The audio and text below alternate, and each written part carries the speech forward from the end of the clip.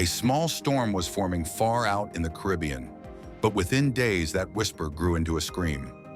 By the time it reached Jamaica, Hurricane Melissa had turned into something beyond nature's mercy, a Category 5 monster, the strongest the island had ever seen in 174 years of record-keeping.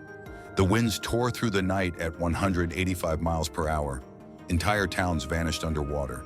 The pressure, 892 millibars, tied the legendary 1935 Labor Day hurricane in Florida, one of the most powerful ever recorded. Scientists compared Melissa's strength to Hurricane Dorian of 2019, but to the people in its path, numbers meant nothing. All they saw was destruction. Jamaica had faced hurricanes before, but not like this, not one that seemed alive. When Melissa roared ashore near Jamaica's southwestern town of New Hope, the wind didn't just bend trees, it ripped them from the ground. Roofs flew like paper. The entire parish of St. Elizabeth disappeared beneath floodwaters. 500,000 residents lost power. Hospitals crumbled. Roads vanished. The government had declared a national emergency before the storm hit. Evacuation orders went out for 28,000 people, but many stayed behind, afraid to leave their homes. By the time the winds reached their peak, 15,000 Jamaicans were in temporary shelters, some praying, some crying, some just listening to the sound of walls falling. Prime Minister Andrew Holness later said the damage stretched across both the northwest and the southwest regions. 4 hospitals were hit. Entire neighborhoods were destroyed. Power lines lay twisted in the streets. Though official numbers were slow to come in, the government feared the worst. Meteorologists called it the storm of the century. Anne-Claire Fontaine, from the World Meteorological Organization, said the surges would rise as high as 4 meters. Catastrophic was the word they used, but for Jamaicans, that word had no shape. The destruction spoke for itself. People compared Melissa to Hurricane Gilbert in 1988, the last great storm to batter Jamaica. Many remembered what Gilbert had done and felt the same helpless fear. Those memories, he said, weren't just fear. They were frustration that small nations like Jamaica keep paying the price for a climate crisis they didn't create.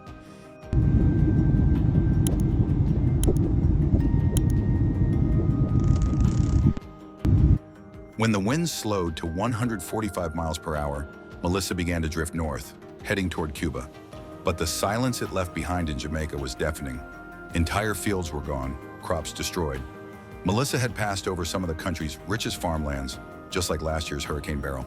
Oh my God, the whole ocean's on the street. This is Jamaica right now. The water came all the way up to the hotel. Look at this, that's a shark. Oh no, there's another one over there. I can't believe it. The sea's just pouring in. Everything's under. The pool's gone. Please let this... Food aid became a race against time. Roads were blocked, bridges gone. Relief trucks struggled to reach towns now surrounded by water. Jamaica's government announced an emergency budget of $33 million, with insurance and credit provisions to cover damages slightly greater than Beryl. But no number could capture what had been lost: homes, memories, livelihoods. And Melissa wasn't done.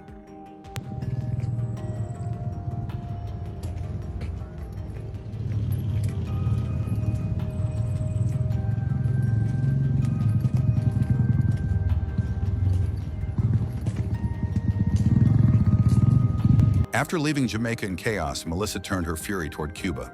The storm weakened slightly to a Category 2 but remained deadly. Cuban President Miguel Diaz-Canel warned citizens to evacuate immediately.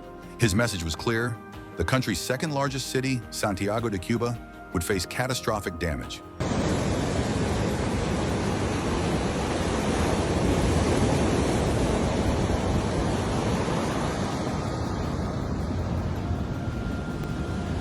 Over 735,000 Cubans were evacuated. In the south, the skies turned black as Melissa's outer bands tore into coastal towns. Rivers overflowed. Roads turned into torrents. In Petit Guave, Haiti, 25 people died when a river burst its banks and flooded homes.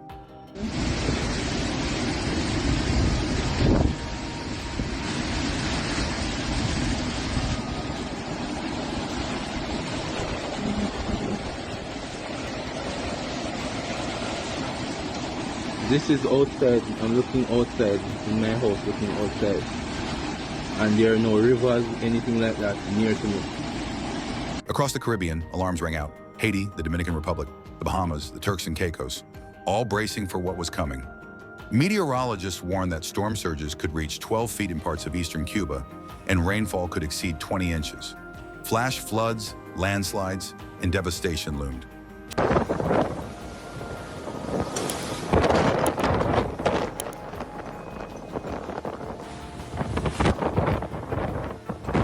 Melissa wasn't just another storm. It was a warning. It had formed as a weak tropical storm just a week before, and by Saturday, it was already a hurricane. By Monday, it became a Category 5 beast. That kind of rapid intensification doesn't happen by chance. Scientists said it was fueled by ocean temperatures 2 to 3 degrees Celsius, warmer than normal. An ocean turned into a furnace. Stop the computer, please. Jesus Christ. About lip, why? Go inside now, man. Lord God, about lip to lip. I'm on to that night, Jesus Christ. Why, God? Those extra degrees gave Melissa the energy to double its wind speed in less than 24 hours. Climate researchers called it the fourth storm this year to undergo rapid intensification in the Atlantic. Each one seemed to grow faster, stronger, harder to predict.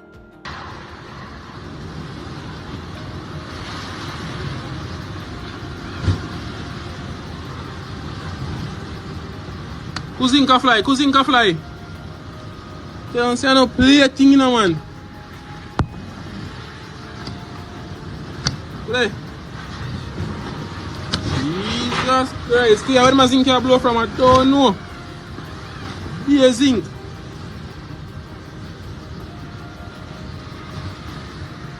Forecasting couldn't keep up. Government agencies struggled to prepare. The storm changed too quickly, from manageable to monstrous overnight. It was, scientists said, the new face of climate change. Behind every statistic was a story.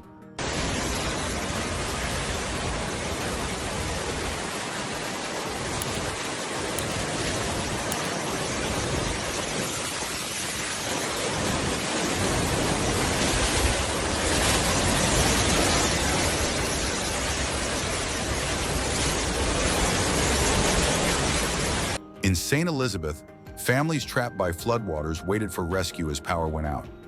One local minister said rescue teams reached a stranded family that included 4 babies. In another town, a hospital lost electricity, its emergency wing damaged beyond use.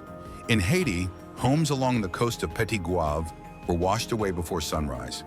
25 people didn't make it out. Across the region, millions sat in the dark, their radios silent, waiting for news.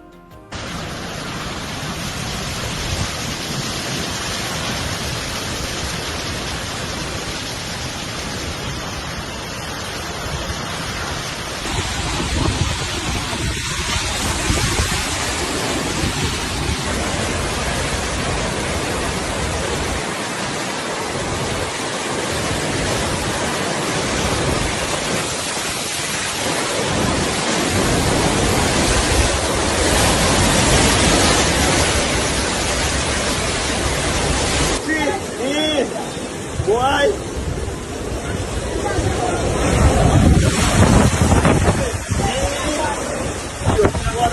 The International Federation of the Red Cross estimated that 1.5 million people in Jamaica alone were directly affected. The United States National Hurricane Center warned of more rainfall, more surges, more danger. But the most haunting part wasn't what Melissa destroyed. It was how easily it happened, how nature, now supercharged by human activity, could erase lives overnight. By the time Melissa reached Cuba's coast, it had already changed everything in its path. The Bahamas ordered mass evacuations. Haiti and the Dominican Republic declared states of emergency. The storm's slow movement made it worse. It lingered, hammering the same places for hours. Floods deepened, hills collapsed.